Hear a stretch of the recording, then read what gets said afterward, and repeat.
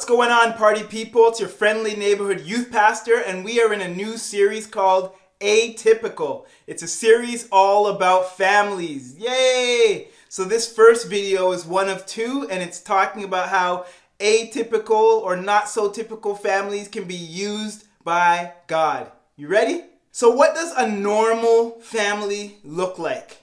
When you watch movies or TVs, you'll probably notice that normal families don't make for great entertainment, so you probably don't see them that often.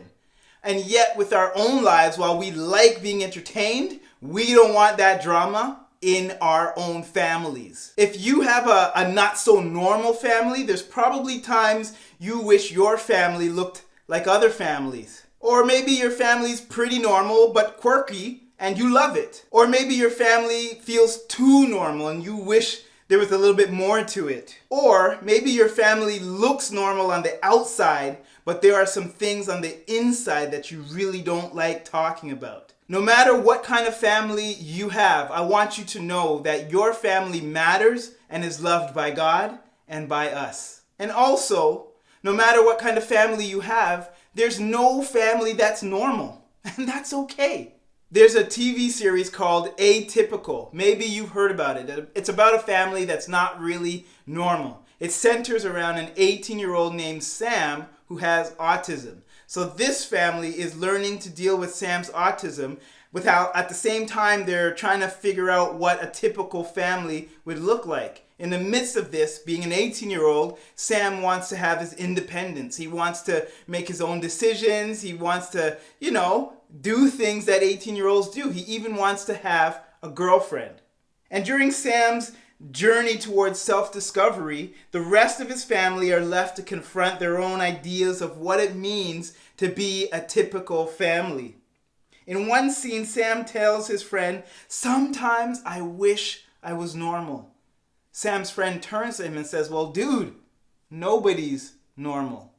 I think that's a message that all of us probably need to hear sometimes. No family is perfect.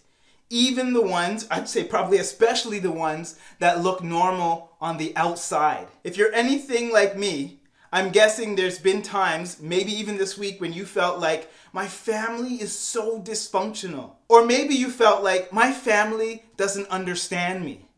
Or maybe you've even thought, I wish I had a different family. I remember when I was young, I was probably about 10 years old, I used to deliver the paper. It's called a Scarborough Mirror. That's where I'm from. And I won this prize. I was the carrier of the month. And so I got this free admission to this water park. So I was super excited. I was super proud. I told my dad, and my dad got mad. My dad got mad because he didn't trust strangers and he didn't want me to go to this water park with a bunch of people that he didn't know. So he said no. I was so hurt, I was so mad that I asked my mom, and my mom was kind of, leaning towards saying yes. But then when she talked to my dad, because that's what parents do, they talk to each other, my dad got even more mad and then he grounded me. I was so upset, I was so mad because I was like, here I am, I won this prize, I get to go someplace for free, all the other people are going and I don't get to go. I was like, my family doesn't understand me and I wish I was in a different family. I'm sure things have happened in your family that have made you feel like that. No matter how abnormal, crazy, or dysfunctional your family may be, I have some good news for you. God can still use your family for great things. Maybe you don't believe me, and maybe you don't think that's possible, but wait until you hear the story of the families in the Bible in the series that we're going to unpack. I think you're going to be like, man, if God could use those families, God could use any family. And I believe that's true. Adam and Eve were the first not so normal family. In fact, they were the first family ever. Hey, where'd I get this Bible from? Today we're going to be looking at Genesis chapter 2 and 3. I'm not going to read it for you guys. I want you guys to read it on your own. But long story short, God had placed Adam and Eve in this beautiful garden and given them free reign on everything except for this one tree right in the middle. He told them they weren't supposed to eat from it. Satan came along, tempted them. They ate that fruit. Once they ate that fruit, their eyes were open. They realized they were naked. They covered up their clothes. They started hiding from each other. They started hiding from God. They blamed each other, and sin entered the world. Imagine a world where everything is good. You never have to worry about how to get food or what to eat or a place to sleep or money to live. All you have to do is wake up and live 24/7. That's the world that Adam and Eve lived in. God designed this first family to live this life of closeness with God and with each other. But because of their choices, everything changed. They lost their innocence, they lost the Garden of Eden, and they lost the access to God that they once took for granted.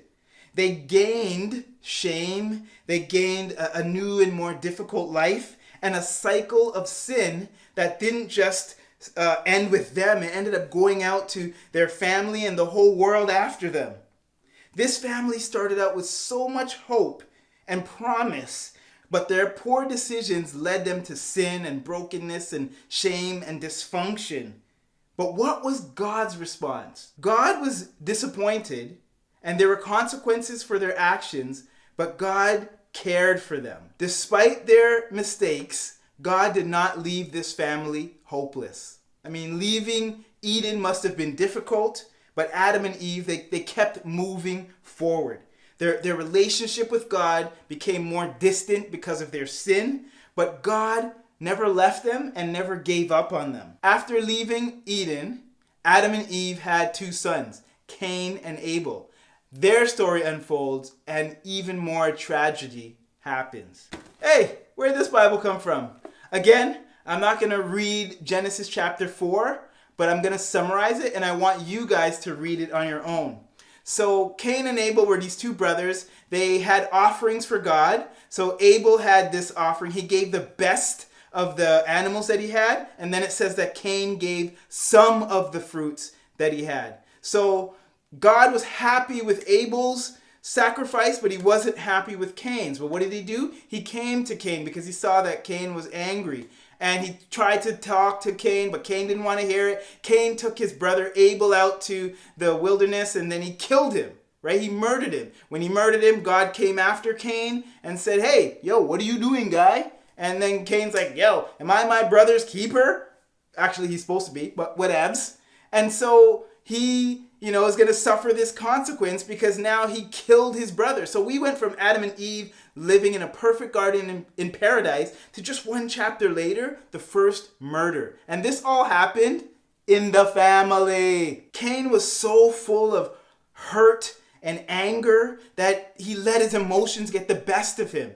He killed his brother, and then he tried to lie to God about it. Have you ever let your emotions get the best of you? It's so easy to do that with family, isn't it? Cain let his emotions get the best of him, and he did this thing that was going to affect him for the rest of his life. He murdered his brother. He changed his family. But look again at God's reaction to Cain. It's pretty similar to God's reaction to Cain's parents, Adam and Eve. God was grieved by Cain's actions. There was definitely consequences that he had to pay, but God took care of Cain. Despite his mistakes, God did not leave Cain hopeless. This is how God's relationship with humanity began. The first family started out with so much hope and promise, but then it quickly turned into pain and tragedy. When a family has this type of history, it might cause you to wonder, what good can possibly come from their story? When a family has this type of history, you might begin to wonder, what good can possibly come from this story? Can this family ever escape their cycle of sin and despair?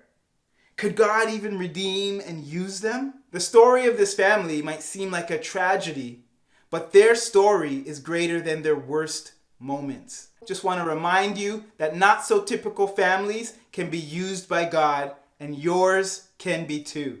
Come back for part 2 of this video where we look at, despite our mistakes, God doesn't leave our families hopeless. The Lord bless you. The Lord keep you. The Lord make his face shine on you and be gracious to you. the Lord turn his face towards you and give you peace. See you next time.